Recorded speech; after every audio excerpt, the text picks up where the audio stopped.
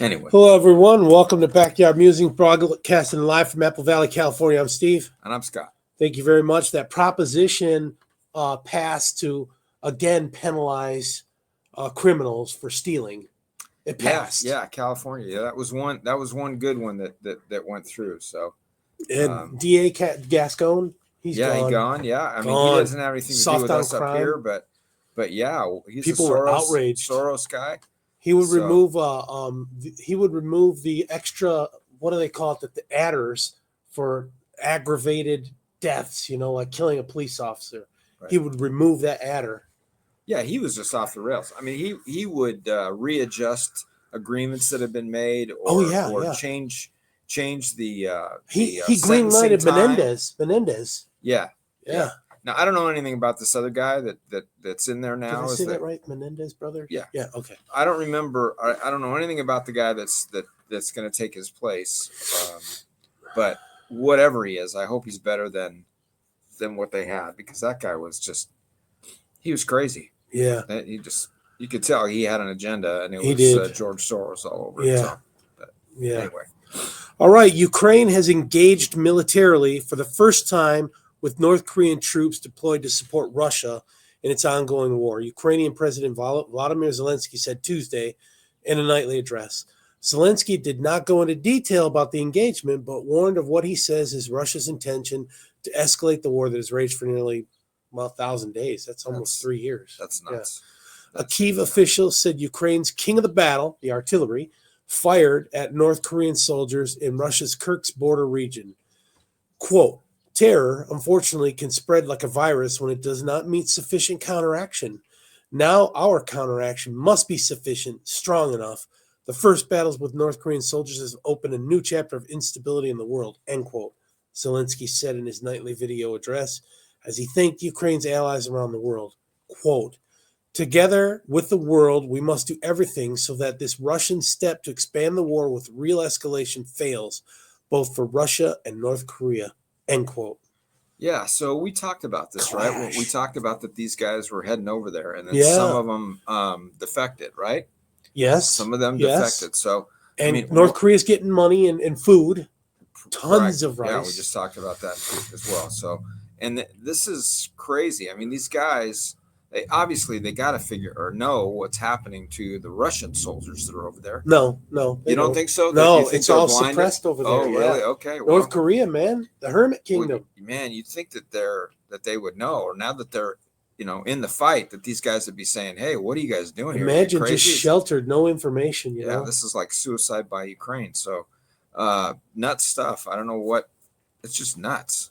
Yeah, it's everything shut down. Only the elites, are in the know. Yeah. So anyway, the motto "King of Battle" is derived from the historical significance of artillery as the most powerful and terrifying weapon on the battlefield. That's true. This is cannons and cannons. Long range howitzers, indirect fire. Yeah, not necessarily mortars. Mortars are not even prints of the battle. Okay, so this phrase has been used to describe artillery for centuries. Ukrainian Defense Minister Rustem Umerov told South Korean state television there had been a small engagement with the North Korean troops, per a report by Reuters. The report, with the excerpts from the interview, quoted Umerov as saying the engagement was small and not yet systematic in terms of mobilizing soldiers. Umerov reportedly said he expects 5 North Korean units, each consisting of about 3,000 soldiers, to be deployed to the Kursk area. North Korean soldiers are mixed with Russian troops and are misidentified on their uniforms. Umerov was quoted as saying, according to the Associated Press. So what the heck misidentified? Is that like 1st Brigade and 10th Brigade get mixed together? You got to have your DPRK flag, right? Do you? Well, are these guys? Did these guys fight? The law of land warfare says you have to identify troops. Okay. Like we have U.S. Army and the British say UK or whatever, United Kingdom, Britain, whatever. Again, are we going to trust either one of these players in this thing, Russia or North Korea? I don't know. Well, if he's saying misidentified on their uniforms, I don't think they're posing as Russia with a Russian flag. It's obvious that obviously tell the facial features are much different. You know? Without recognition, I could see, but what's to say? Yeah, here, use these jackets instead of yours, and maybe Well, they'll think that they're equipping them. yeah, But they'll think the they're same firing on camouflage Russian pattern, yeah. troops. But come on, you got to use the same patches to identify what unit you're. Unless they're just plucking soldiers and putting them all together instead of sending whole units. The other thing I could think of would be like a language barrier, right? Yeah. Being able to communicate and Yeah. stuff. So they'd have to have people that are there, interpreters, that are interpreters, but Yeah. this is a mess. I mean, but I don't trust either one of these guys or either one of these. Russia is so. reported to have 1.3 million active duty soldiers with another 2 million in reserve. That's a crazy number. Which an estimated 600,000 have already been killed. That's 25% of its entire force. 1/4 gone, thanks to Ukraine. Wow. We say punish. Ukraine is punishing Russia, and this is an example. And I mean, they don't have a huge population over there, right? I mean, it's not like Russia? China, right? It's not like China. No, it's not like China, but it's spread. Russia is the largest landmass. It's a big country, but at the same time, it's like Canada. There's not a whole lot of happening up in northern Canada. It's all with cold weather. What do? You make babies. You get warm and you make babies, right? Okay. I mean, maybe we should look into that. Maybe some of them are women, and I don't know. Maybe are women part of their fighting force? I don't know. You mean North Korea? Either one. Russia, Russia is, but I don't know if they're like infantry. Yeah. But they're part of the fighting force. But it's they just, I don't think they have an unlimited amount of people. So what are you going to start doing? Sending grandma and grandpa to the battlefield? Yeah, like raise the age, like kind of like Germany did, right? Yeah. Germany was running out of people, and they were taking anybody. Long in the tooth. Yeah. Yeah. So I don't know. Anyway, where am I starting? Russia? Yeah. Is it my turn? You were still reading, weren't you? I was? Yeah. Oh, sorry. After you. Not trying to correct you. Russia is now seeing its highest number of casualties than at any other time since the war began, with some 1,200 casualties reported a day per U.S. Secretary of State Antony Blinken. So if the Biden-Harris idiocracy says it, it must be true. Yeah, right. Yeah, he's another one that you throw him into the mix with North Korea. Despite the high number of casualties, there does not appear to be any end in sight to the war, except now Mr. Trump is elected president-elect, and we're hoping he says he can do it. We're hoping for an end to this war. It's going to be through sanctions and, that kind of stuff. It's not going to be – we're not going to roll some carriers into the region. Yeah, unless he starts pinpointing some people like he did in the Middle East. Oh, that would be would be a grave escalation. Yeah, or throwing a picture of a guy's house down on the table and say, "Hey, I know where you live." No, I don't. The Russians, they wouldn't even blink. I don't think they blink. I don't know. They're not like the Taliban. I don't think Putin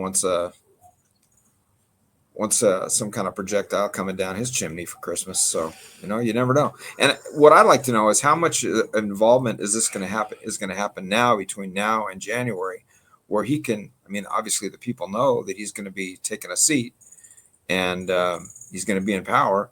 So maybe the negotiations start a little early. This can't go like that. It's not overnight. The war's done. Yeah, it's going to be starting now. Yeah, his 24-hour period was just, that was an off-the-cuff comment, just putting it into perspective, right? Well, within 24 hours of taking office, he's getting on it now. Yeah, definitely. Yeah, it just doesn't happen like that. Right. Okay, so there doesn't appear to be any end in sight to the war, validating early concerns that this would be a war of attrition. Zelensky has been sounding an alarm that the recent deployment of North Korean troops in Russia not only spells trouble for Ukraine, but also draws into question the stability and security of nations in Asia that are allied with the West. Well, that's because Russia is now committed to DPRK. If there's a war on the peninsula.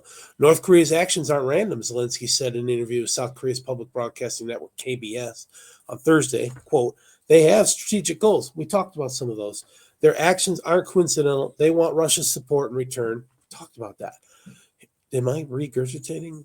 No. How is that going to fly? I mean, here they are. They're fighting somebody that's right next to them, and they're getting they're getting it handed to them pretty well, don't you think? Yeah, Like we said, you we mean lost. Ukraine Yeah. and Russia? Yeah. So yeah, now neighbors. they're gonna be asked if North Korea decides to get crazy with South Korea. They're going to be asked to send troops there. They can't even hardly.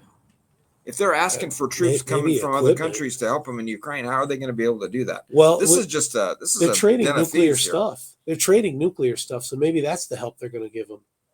You know, with nuclear weapons, he could rattle sabers. That would just be ugly. Kim could. Yeah, that would be ugly. So Zelensky has called on South Korea to take a bigger role in the conflict, and has said that South Korea has already pledged to send a team of specialists to Ukraine, where they will collaborate on defensive capabilities, including air defense, as North Korea also provided Russia with artillery and missiles. Remember that explosion Yep. at Topets? Yeah, that was like that destroyed acreage, right? Mileage. Yeah, munitions. Definitely. It was nuts. So South Korea, this is a quote: "If South Korea wants to understand the real capabilities of North Korea and its soldiers, it would benefit them to be here to see and analyze the reality firsthand." He said. That's true. I mean, that's true. Yeah. You want to see how North Korea is? Come on over here and take a look. Yeah. Consider how close North Korea is to the South Korean capital of Seoul, which is about 25 to 30 miles, which is that's within range. Within range, yeah. Yeah. So the range of modern artillery, not even missiles. Missiles go farther. So yeah, Right. Seoul is in the crosshairs. Yeah. So air defenses can't counter artillery strikes. Nope. So our own towns were obliterated by artillery. I hope South Korea never faces this, but preparation is critical. That's why it's king of the battle, man. They tear everything up. Yeah. Have you seen some of the photos of the landscape in Ukraine? I mean, it is rubble. It's just rubble. Yeah. That's a combination of missiles and artillery. Yeah. So that's why they call this the king of the battle. North Koreans goose stepping in formation are not going to help fight Ukrainians. Well, we don't. That's they march and they get these. I saw photos of them. They're like, yeah, that's like when they're doing their military drills and stuff. Yeah. Like a parade, like kind of like Germany used to do. Yeah.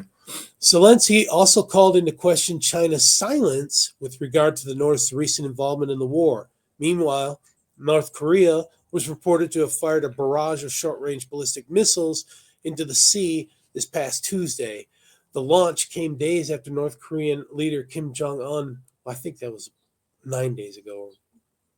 Yeah, I think it was a few. It was like a week. Yeah, about a little over a week. Yeah. North Korean leader Kim Jong-un supervised a flight test of the country's newest intercontinental ballistic missile designed to reach the U.S. mainland.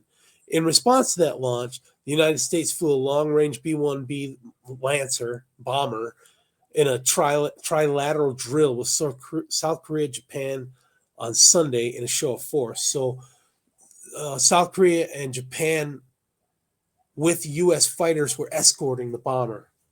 And this bomber is capable of 75,000 tons of munitions. And That's one bomber. That's a lot. Is it tons or pounds?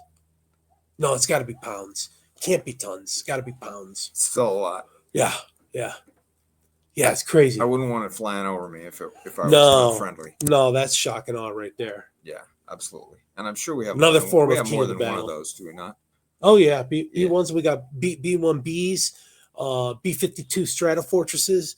I mean, there's combat capability from the air. We have a powerful Air Force. Twerp, you can probably comment to that. She's a retiree. There you go. Lieutenant Colonel, very proud of her. Wow. Very proud of her. She was one of us, 35 years ago. Nice. Okay, folks. Thank you for your service. Thank you. Give us some comments. Had some kind of crazy stuff, right? I mean, this is not your typical conflict anymore. We got other people. Yeah. Boots on the ground. What's next? So Iran? Iran Revolutionary Guards send troops over there? Yeah, get some experience? I don't know. Maybe that's the strategy. Like I was saying, maybe it's stretching Russia thin. Of course, then China might get involved and send some of their guys over there. I don't know.